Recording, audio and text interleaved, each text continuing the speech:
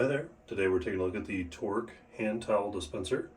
I thought I'd share a couple of quick things that we really like about this dispenser and why we bought a second one. We've had it for about 6 months now. It works great.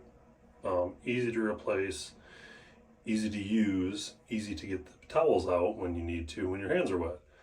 Some of the cool features here, the key up top, but you can also, which you need to use the key to unlock it, but you can also set it so that all you have to do is push the button down to open it if you don't care about having it keyed. The other thing, it's very easy to load.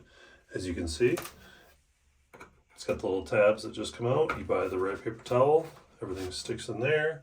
It's got a slot on this side that you input it.